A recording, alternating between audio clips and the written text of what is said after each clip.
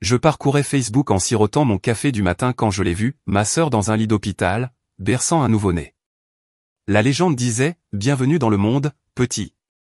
Félicitations, Claire et François. Ma main s'est figée en l'air, mon ventre s'est transformé en glace. Le nom de mon mari, le bébé de ma sœur et, en arrière-plan de la photo, sa veste en cuir drapée sur la chaise d'hôpital, sa montre sur la table de chevet, celle-là même que je lui avais offerte pour notre anniversaire. Mon mari venait d'avoir un bébé et je n'étais pas la mère. Je m'appelle Camille Dupont et, à 32 ans, je viens de découvrir la trahison la plus brutale de ma vie. En ce moment, ma sœur Claire se réjouit probablement de la lueur d'une nouvelle maternité, tenant dans ses bras l'enfant dont elle ne m'a jamais parlé, l'enfant qu'elle a eu avec mon mari. Et François, il doit se sentir intouchable, convaincu de m'avoir déjoué, croyant que je vais m'effondrer sous le poids de sa tromperie. Mais ils ne me connaissent pas. Je ne casse pas, je ne supplie pas et je ne pardonne pas. Ils pensent que je vais battre en retraite, humilié et brisé, que je vais tranquillement disparaître de leur vie pendant qu'ils jouent à la maison avec leur bonheur volé. Ils ne savent pas que j'ai déjà commencé à planifier mon prochain déménagement. La tasse dans ma main trembla légèrement avant que je la pose sur le comptoir de la cuisine.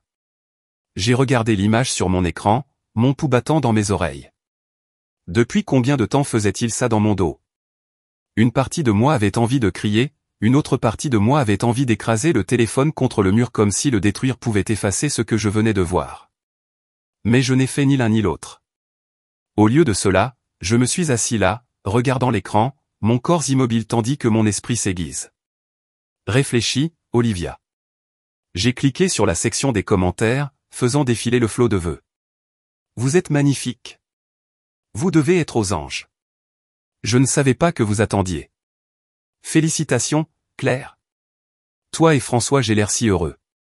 Je vous souhaite tout le meilleur. Un sourire serré et amer s'étirait au coin de mes lèvres.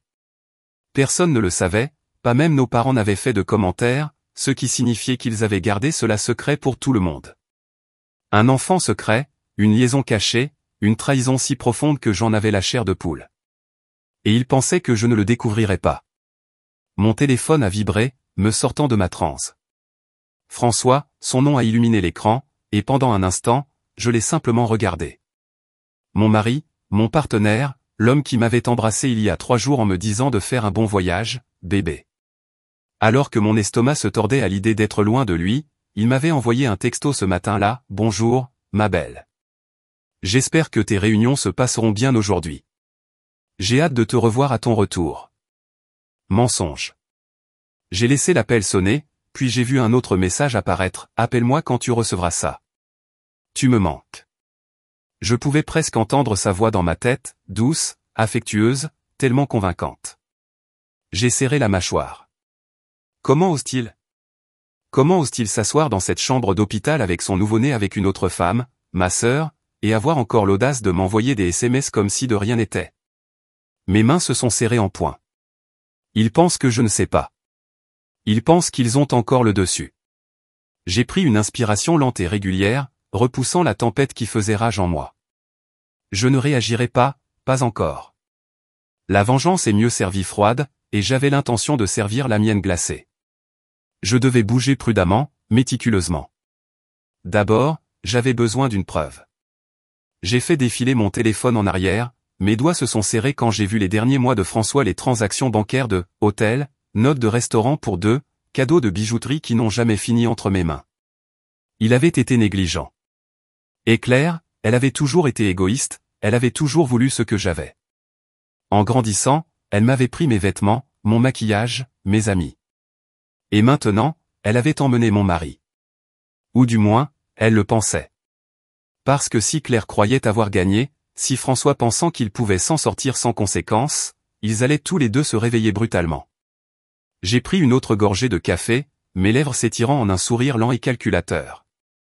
Profite de ton moment, Claire. À bientôt. J'allais tout prendre. Je me souviens à peine d'avoir fait mon sac. Tout ce que je savais, c'est que j'étais sur le prochain vol de retour.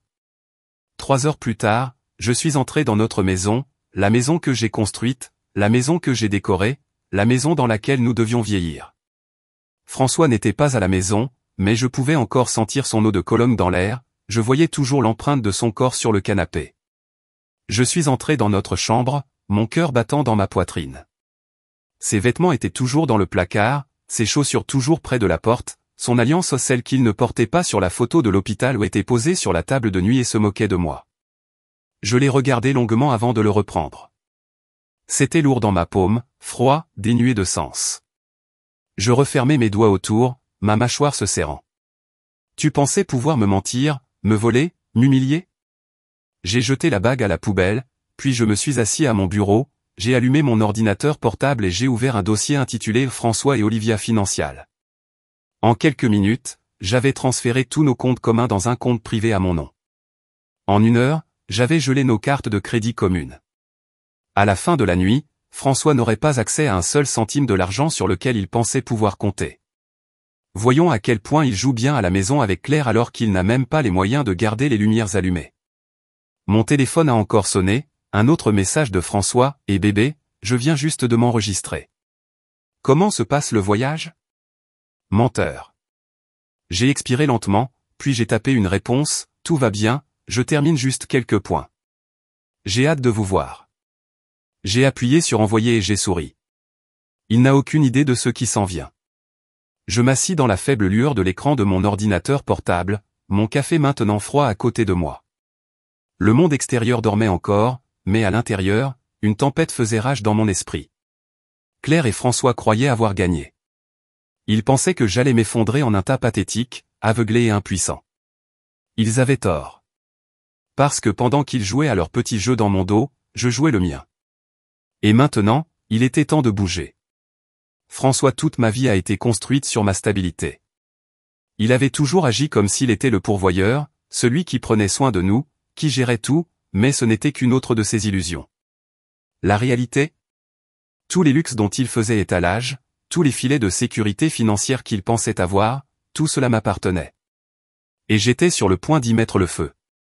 J'ai ouvert notre application bancaire commune et j'ai commencé à couper méthodiquement tous les liens. Premièrement, les comptes. J'avais mon propre compte d'épargne séparé, dans lequel j'avais discrètement transféré de l'argent au cours de l'année dernière, une habitude que j'ai prise après avoir vu trop d'histoires de femmes laissées dans le dénuement à cause de maris infidèles. J'ai transféré ce qui restait de notre compte partagé vers mon compte personnel, puis j'ai supprimé son accès. Il ne le saura même pas jusqu'à sa prochaine tentative de retrait, lorsque sa carte sera refusée dans un restaurant chic ou pire, à un guichet automatique. J'imagine le moment où il réaliserait, les sueurs froides, la panique soudaine. Un lent sourire se dessina sur mes lèvres. Que les jeux commencent. Ensuite, les cartes de crédit. François, j'en avais 3 à mon nom. J'ai annulé chacun d'entre eux.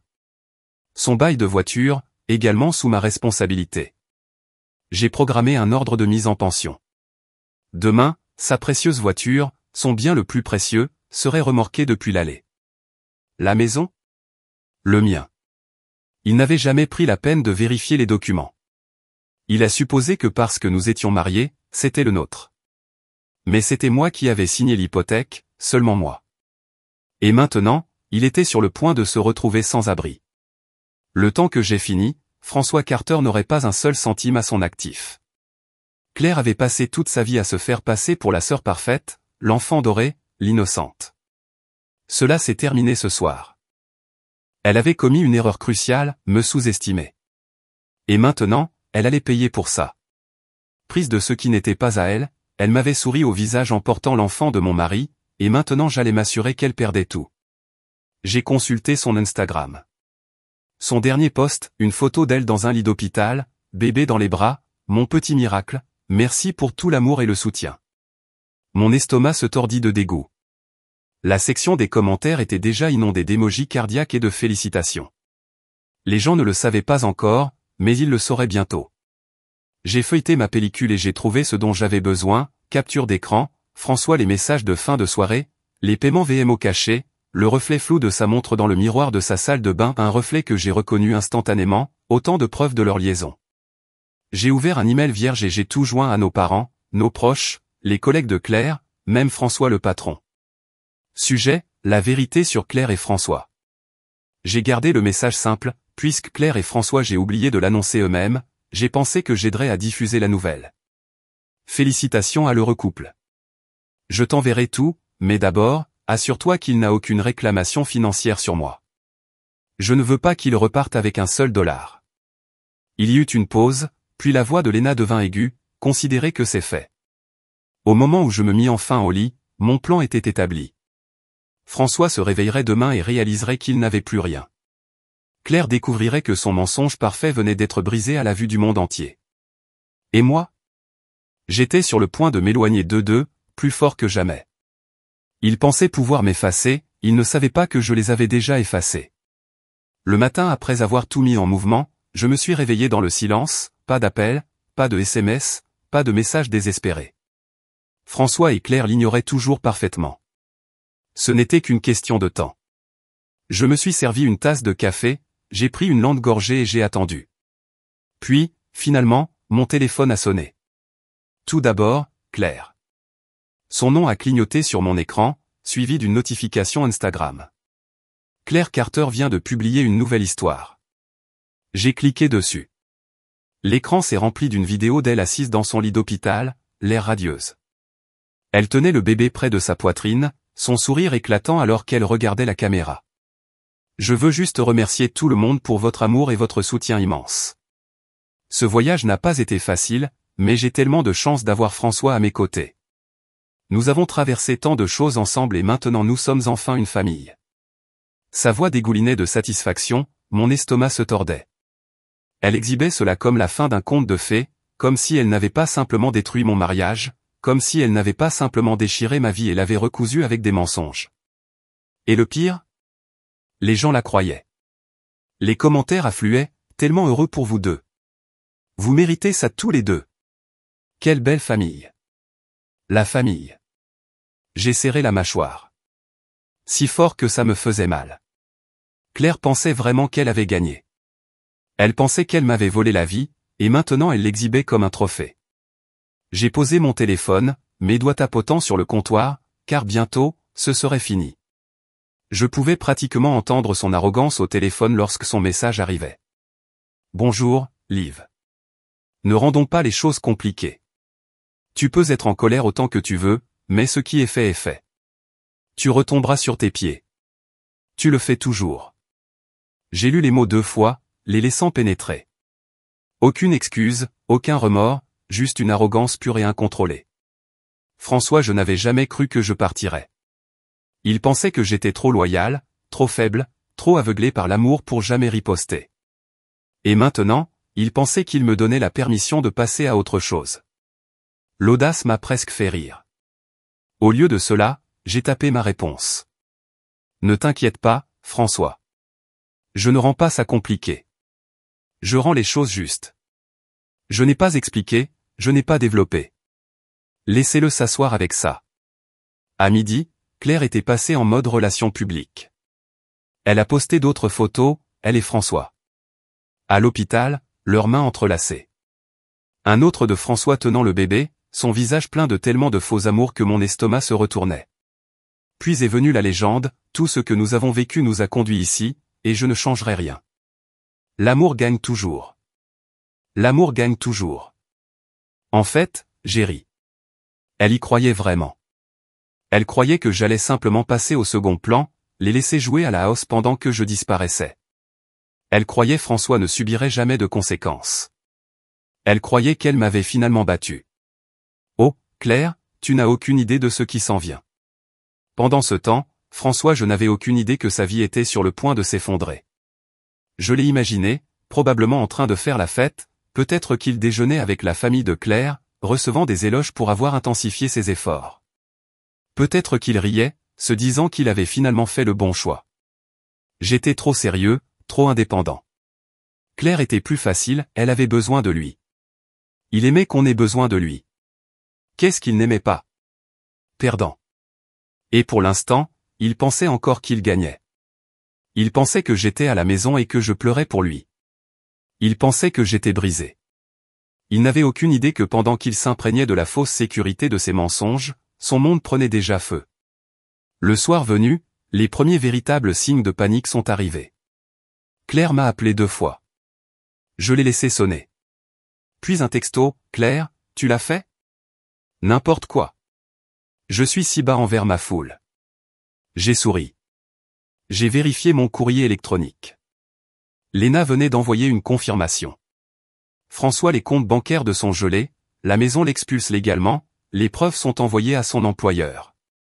Oh, et le petit email de félicitations de Claire? Il avait déjà été transmis à tout le monde. Ses collègues l'avaient vu, ses amis, et même des membres du groupe religieux de sa mère. Elle commençait enfin à réaliser que le conte de fées était en train de s'effondrer. À 19h, mon téléphone a sonné.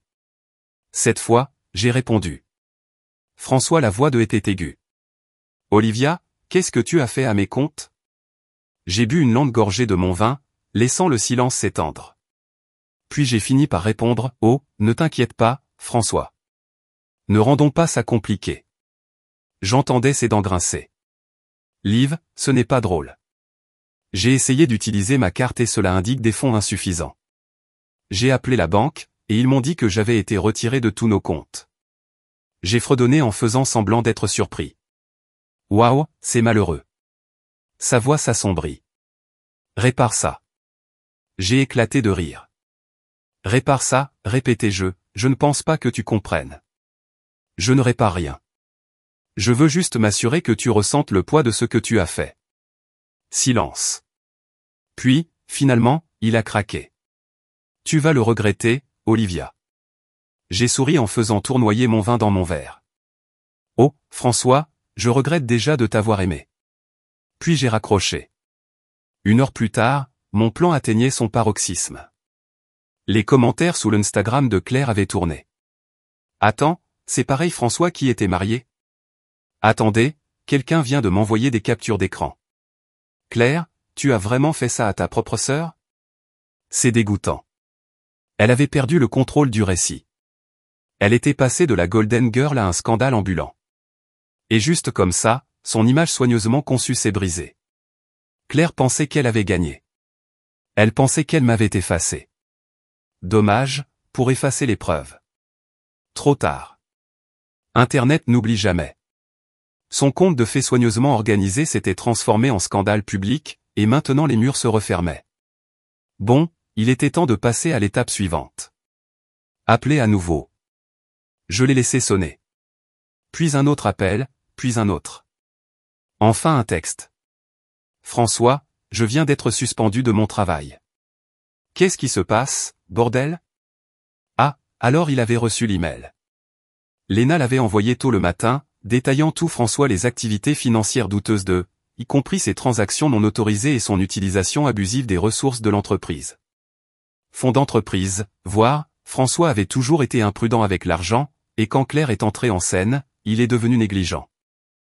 Dîner, cadeaux, week-end, tous payés avec le crédit de l'entreprise, et maintenant les RH examinaient tout. J'ai finalement répondu à son texto. Je t'avais prévenu, François, les actes ont des conséquences. Il n'a pas répondu tout de suite. Puis, François, ce n'est pas drôle, Olivia, répare ça. J'ai ri. Moi, répare ça? Oh, chérie, ne rendons pas ça compliqué. Tu vas atterrir sur tes pieds, tu le fais toujours, n'est-ce pas? Silence. Je connaissais ce silence, c'est à ce moment-là qu'il a réalisé qu'il avait perdu le contrôle. À 10h30, Claire n'avait plus aucun contrôle sur les dégâts. Les messages ont commencé à affluer. Claire, tu as gâché ma vie. Oh, chérie, tu l'as gâché toi-même. Son employeur avait été inondé de plaintes. Claire travaillait dans les relations publiques, toute sa carrière dépendait de son image, et désormais les clients la laissaient tomber comme une action toxique. J'ai parcouru les réseaux sociaux. Les gens ont tout déterré, des captures d'écran, d'anciens messages, et même une interview dans laquelle Claire a dit un jour, la famille est tout. L'hypocrisie était délicieuse. Et le meilleur? Ses propres collègues se tournaient contre elle. Quelqu'un avait divulgué un email, une lettre de démission de son assistante. On pouvait y lire, je refuse de travailler sous la direction de quelqu'un qui prêche l'intégrité tout en couchant avec le mari de sa sœur. Claire Carter n'est pas le modèle que cette entreprise prétend être. C'est devenu viral en quelques minutes. Claire pensait avoir assuré sa vie parfaite, maintenant, elle le regardait s'effondrer en temps réel. À 13h, les véritables dégâts ont commencé. François l'employeur a gelé ses comptes, son ordinateur portable de travail confisqué. Vers 14 heures, il était officiellement licencié. Vers 15h30, Claire reçoit un email des RH, son contrat est en cours de révision, et à 17 heures, elle est licenciée. 2 carrières terminées, une relation volée en ruine. Et moi? Je commençais tout juste. À 18 heures, j'ai reçu le SMS que j'attendais. François la maison, celle que j'avais achetée, celle dans laquelle je l'avais laissé vivre sous mon nom. Claire avait dû lui parler de la vie de saisie. Vous voyez, pendant qu'ils étaient occupés à célébrer leur nouvelle vie ensemble, j'étais en train de fermer leur avenir. J'avais arrêté les remboursements hypothécaires il y a des semaines. Voyons combien de temps ils dureront sans moi. François, Olivia, ce n'est pas drôle. Claire flippe. On se fait expulser. J'ai bu une autre gorgée de vin, puis j'ai répondu. Ça ressemble à un problème avec toi.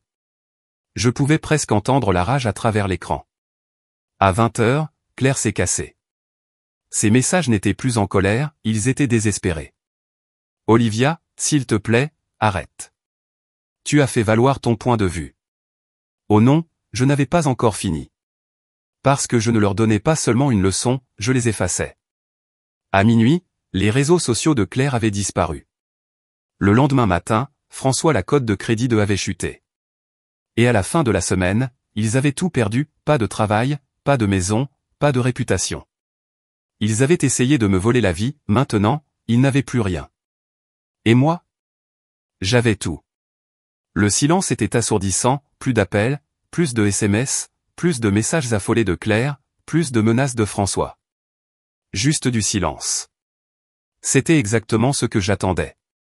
Je me suis assis dans mon nouvel appartement, au-dessus de la ville, un verre de vin à la main, et j'ai regardé le coucher du soleil.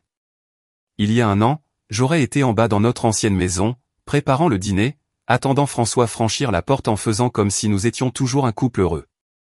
Maintenant, la pensée de cette vie semblait si lointaine, c'était presque risible. Cette femme, celle qui serait restée, celle qui aurait accepté les mensonges, elle était morte. Je l'avais enterrée au moment où j'ai vu cette publication sur Facebook le jour où François et Claire ont été officiellement expulsés. Je n'ai pas pris la peine de m'enregistrer. Je n'en avais pas besoin. J'avais déjà vu la vie de saisie, la panique dans leurs messages, le désespoir qui s'infiltrait dans chaque mot. Je les imaginais se bousculant, Claire emballant le peu qui lui restait, François appelant tous les contacts qu'il avait encore, à la recherche d'une bouée de sauvetage. Il n'y en avait pas. Aucune entreprise sur laquelle s'appuyer, aucun compte bancaire sur lequel puiser, aucun parachute doré qui les attend. Toutes les portes qu'ils avaient franchies avec arrogance avaient été claquées au nez. Ils pensaient qu'ils étaient intouchables, que les règles ne s'appliquaient pas à eux, qu'ils pouvaient m'enlever et s'en sortir indemne.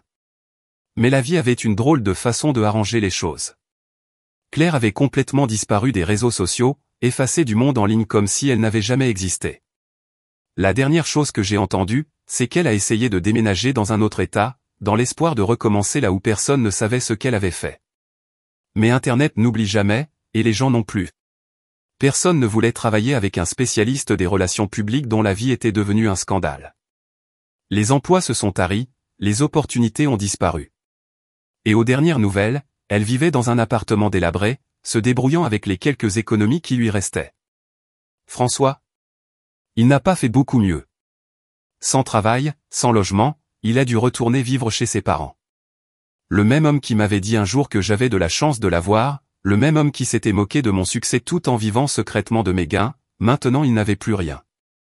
Juste une petite pièce dans la maison de son enfance et le poids écrasant de son propre échec. Je pensais que je ressentirais quelque chose, de la culpabilité, de la pitié, voire de la satisfaction. Mais tout ce que je ressentais, c'était la paix. Parce que pour la première fois de ma vie, j'étais libre. Libre de leurs mensonges, libre du poids de leur trahison, libre des années que j'avais passées à me rendre plus petit pour qu'ils se sentent plus grands. J'avais construit mon monde tout entier autour d'un homme qui ne m'avait jamais mérité et d'une sœur qui n'avait jamais vraiment été ma famille. Et maintenant? Maintenant, je construisais quelque chose de nouveau.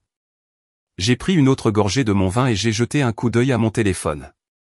Un message, pas de François, pas de Claire, mais de quelqu'un de nouveau. Quelqu'un qui me voyait non pas comme une option, ni comme une commodité, mais comme une personne. Il y a un an, j'aurais hésité. J'aurais eu peur d'avancer trop vite, de ce que les gens diraient, de savoir si j'étais prêt ou non. Mais maintenant? J'ai simplement souri. Parce que je ne regardais plus en arrière. J'avais gagné. Mais gagner ne consiste pas seulement à détruire les personnes qui vous ont fait du tort. Gagner, c'est se reconstruire, se tenir plus grand que jamais et réaliser que vous n'en avez jamais eu besoin au départ. Cette prise de conscience est venue lentement, mais quand elle s'est produite, elle était indéniable. C'étaient les matins tranquilles, les réveils dans un lit où François n'avait pas l'odeur de sa tarte dans les draps. C'est arrivé le soir, lorsque j'étais assis au restaurant avec des amis qui se souciaient vraiment de moi, qui ne me considéraient pas comme une extension de leur propre convenance. C'est arrivé dans des joies inattendues, acheter mon propre logement, obtenir une promotion, enfin voyager dans les lieux. François avait toujours été considéré comme trop cher ou trop compliqué. Et cela s'est produit au moment où je suis passé devant un miroir et où je n'ai pas seulement vu quelqu'un qui avait survécu. J'ai vu quelqu'un qui avait prospéré. Je ne suis pas simplement passé à autre chose, j'ai progressé. La trahison de Claire m'avait dépouillé de mon innocence, mais elle m'avait aussi dépouillé de mes faiblesses, la loyauté aveugle, la volonté de pardonner l'impardonnable, la croyance naïve que la famille était toujours synonyme d'amour. Ce n'est pas le cas. La famille, c'est celui qui vous soutient, pas celui qui vous poignarde dans le dos. Et François? François n'était qu'un poids mort, un homme qui ne pouvait jamais égaler mon ambition, qui m'en voulait secrètement de l'avoir dépassé bien avant de trouver une excuse pour partir. Claire avait juste été son excuse, sa façon d'échapper à une vie sur laquelle il n'avait jamais eu le courage d'être honnête. Je pensais que leur trahison était mon pire cauchemar. Maintenant, j'ai réalisé que c'était la meilleure chose qui me soit jamais arrivée. Parce que sans eux, je vivais enfin. Un jour, des mois plus tard, j'ai reçu un email. Pas de ligne d'objet, juste un message de Claire. J'ai failli ne pas l'ouvrir, mais la curiosité a pris le dessus sur moi. C'était court, une seule phrase, j'ai fait une erreur. Je l'ai regardé longtemps. Une fois, j'aurais répondu. Autrefois, j'aurais eu envie d'en savoir plus, de comprendre, d'arranger les choses. Maintenant, je viens de le supprimer. Claire avait fait son choix, François avait fait le sien, et j'avais fait le mien, avancer, continuer à gagner, ne plus jamais les laisser prendre un autre moment de ma vie. J'ai fermé mon ordinateur portable, me suis penché en arrière et j'ai poussé une lente inspiration. J'avais tout ce dont j'avais besoin et pour la première fois de ma vie, j'étais vraiment heureuse. S'il y a une chose que j'ai apprise de tout cela, c'est que la trahison ne vous brise pas, cela vous révèle. Cela vous oblige à voir les gens tels qu'ils sont vraiment, et non tels que vous espériez qu'ils soient. Et plus important encore, cela vous oblige à vous considérer non pas comme une victime, mais comme quelqu'un qui choisit la suite des choses. Car voici la vérité, des gens comme Claire et François, ils comptent sur votre silence. Ils comptent sur vous pour être trop blessé, trop choqué, trop loyal pour riposter. Ils supposent que vous vous effondrerez, que vous trouverez des excuses, que vous vous accrocherez au fantasme de qui ils étaient.